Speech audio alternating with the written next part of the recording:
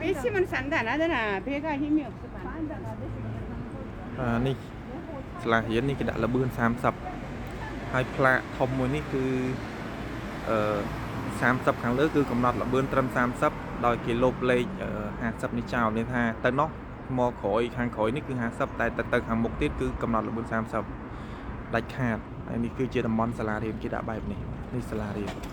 นี่คือเจสลาเรียนอนุเชียร์ไลมวยในขนมคมเกิดtừสมาหนังสระขมายเยอะคือสมาคมá mà nụ chia lại tại là cái tràn tròn á cái thơ tròn là mấy chân đánh đầy anh ấy cái chụp lời mà trường chăm mớ ta ở đầm bon là riêng cái vật tê cái thơ biệt mạch chân nhầm đạo mớ và nàyคือlà riêng cái lấy này ăn miếng cái lấy plei chlong thì chẳng cái lấy ăn miếng plei chlong cái đặt bài này cái đặt là bằng bài nàyคือcái ao dương chlong thì cả na mình thay mình ao dương chlong này mình nuôi từng óc mình ao chlong lại nâng đây của cả na chlong tới bài miếng cột nè chẳng ấy chẳng nào mua cái lại nâng miếng khmei mình đây phong chẳng cái đặt nâng nằm bay bằng ca cầm ao miếng khmei mình đây chlong mà hai trọ môi ní cứ sả riêng ní cứ cả cái ní cái miếng trọ phía mấy còn bàn tay cứ chỉ tu tới cứ bật to tầm miếng ca trăm bách ban kể bảo chẳng ấy chẳng tới lại nó ăn miếng pia cả su po cả hòm thìนี่บ้านนี่คือเลยกำหนดระเบิด30ให้มีนดักรูปสัญญาเอาเนี่ยเพิ่มหนาวมือทาไหลนี่คือมีนกำมราจับระเบิดนะบ่าช่างกำมราจับระเบิดในประเทศกระเรในสลาไหลสลาเรียนคือ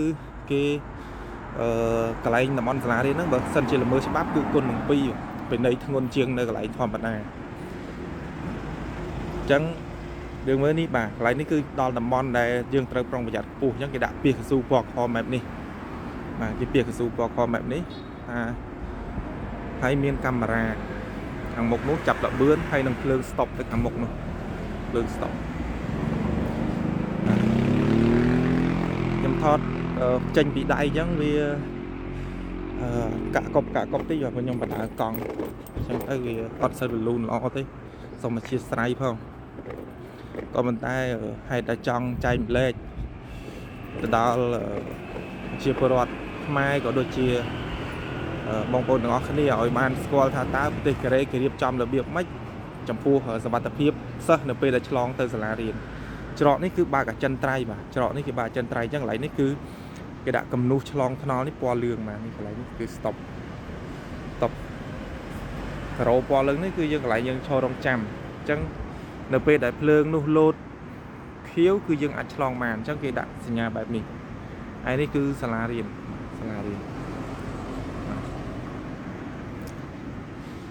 ឈោតឹងហ្នឹងគឺសាលាបឋមខាងនេះបឋមខាងនោះអនុ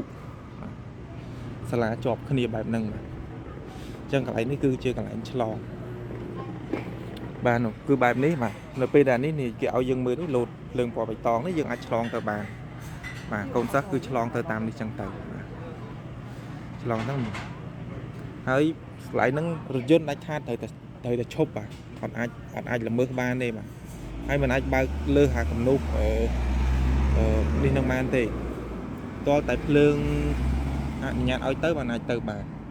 អញ្ចឹងនៅខាងហ្នឹងគេលាបកស៊ូពណ៌ក្រហមខាងហ្នឹងដើម្បីឲ្យអ្នកដំណើរខាងស្ដាំនេះមានការប្រុងប្រយ័ត្នដល់ពេលខាងនោះគឺគេលាបកស៊ូពណ៌ក្រហមខាងនោះដើម្បីឲ្យអ្នកដំណើរខាងស្ដាំខាងនោះគេប្រុងប្រយ័ត្នចឹងទៅ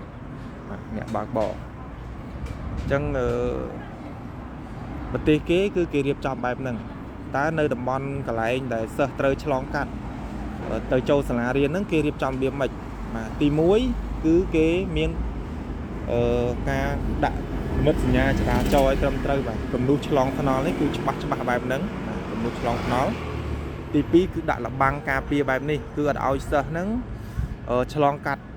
មិនថាសិស្សឬក៏អ្នកដទៃទេគឺមិនអាចឆ្លងកាត់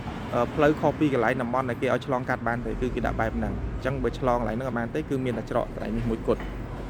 ហើយដល់ពេលបន្តមកទៀតគឺគេដាក់ភ្លើងសញ្ញាចរាចរណ៍បែបនេះ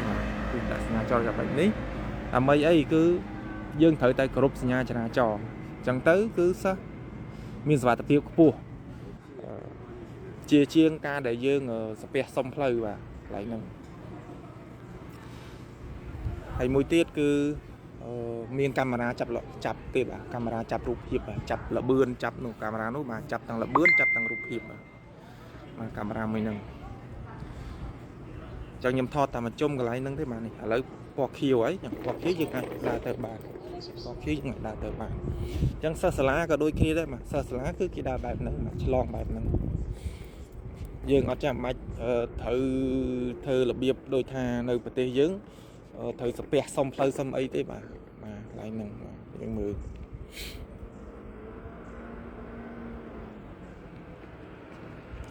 យើងមើលនៅ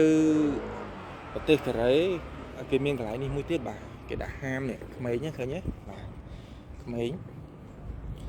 អញ្ចឹងសិស្សសាលាគេហាមអីខ្លះបាទគេហាមសពគ្រប់ហ្មងបាទមិនឲ្យលេងល្បែងមិនឲ្យស្អីទាំងអស់បាទអញ្ចឹងសំបីតាបើកន្លែងក្មេងនោះអ្នកដែលមនុស្សធំក៏អត់អាចចូលមកដេកដាស់បានដែរបាទកន្លែងនោះគឺគេការពារហ្នឹងបាទហើយអាវុធណាដែលនាំឲ្យមានគ្រោះថ្នាក់គ្រោះអីមិនអាចយកចូលក្នុងសាលាបានទេបាទហើយរបស់ណាដែលអីគេដែលអាចបំពុលបរិស្ថានឬក៏ធ្វើឲ្យមានប៉ះពាល់ទៅដល់អ្នកដទៃក៏អត់ឲ្យយកចូលក្នុងសាលារៀនបានដែរបាទអាហ្នឹងគឺគេហាមឃាត់បែបហ្នឹងបាទនេះប្រទេសគេគឺគេធ្វើអញ្ចឹងហើយយើងមើលបាទគេរៀបចំបែបនេះគឺផ្លូវថ្មើរជើងមានលបាំងមានអីបាទនៅតំបន់សាលារៀនគឺគេរៀបចំប្រយ័ត្នប្រយែងខ្ពស់ណាស់បាទមានន័យថាម៉េចបាទសំបីតានៅចាមថ្នល់នេះបាទយើងមើលចាមថ្នល់តាមចាមថ្នល់នេះគឺគេមានដាក់លបាំងការពារទៀតបាទឡានម៉ូតូអីគឺมันអាចឡើងលើចាមថ្នល់នឹងបានទេបាទគឺយើងត្រូវតែដើរនៅលើនឹងដាច់ខាតតែម្ដងឥឡូវខ្ញុំបណ្ដើរមកខាងនេះវិញមកមើលបាទមាន stop បែបហ្នឹងបាទកាមេរ៉ាចាប់ច្បាស់ចេះតែម្ដងបាទកាមេរ៉ាមួយហ្នឹងច្បាស់ណាស់ផ្លាកលេខឡានយើងគឺចាប់បានហើយគេផ្ញើសំបុត្រទៅដល់ផ្ទះតែម្ដងប្រទេសកម្ពុជាយើងអត់ទាន់មានប្រព័ន្ធគ្រប់គ្រងបែបហ្នឹងទេថាបើសិនជាចាប់បានផ្លាកលេខឡានហ្នឹងល្មើសច្បាប់អីផ្ញើសំបុត្រពិន័យទៅដល់ផ្ទះដល់អីអត់មានទេបាទមានតែយើងផុសជាសាធារណៈអញ្ជើញគេមកឲ្យមកចូលផាកពីបងផាកពិន័យបងអីចឹងទៅបាទហើយចំណុចសំខាន់មួយទៀតដែលខ្ញុំចង់និយាយគឺនៅតំបន់សាលារៀនគេប្រទេសកូរ៉េគឺសាលារៀនគឺ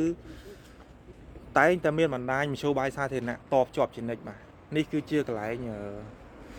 ចម្លតឡានក្រុងសាធារណៈចំណតឡានក្រុងសាធារណៈអញ្ចឹងសិស្សសាលានៅប្រទេសកូរ៉េគឺមិនសូវជាប្រើមធ្យោបាយឯកជនមករៀនទេគឺភាគច្រើនគឺប្រើមធ្យោបាយសាធារណៈដើម្បីមកកាន់សាលារៀន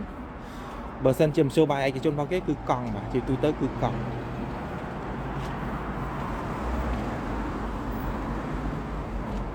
ជូនទៅក៏អាណាព្យាបាលមកទទួលទៅឬក៏ជូនមកទៅជូនទៅបើក្មេងនឹងអាចមកដោយខ្លួនឯងគឺអាចដោយដើរឬក៏ដោយរថយន្តក្រុងឬក៏ដោយកង់ដោយអីចឹងទៅបើថាសិស្សសាលាបើកឡានជិះម៉ូតូអីមកគឺអត់មានទេបាទនៅកូរ៉េគឺកម្រមានណាស់ភាគច្រើនគឺដើរថ្មើរជើងជិះកង់ហើយនឹងមធ្យោបាយសាធារណៈហើយនឹងបងអាណាព្យាបាលគេជូនមកអញ្ចឹងទៅ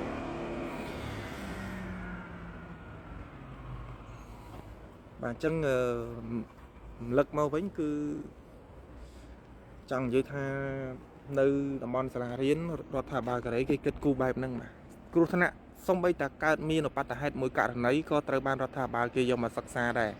គេអត់មានប្រែបដោយថាងមានមួយករណីអានឹងលើកលែងអី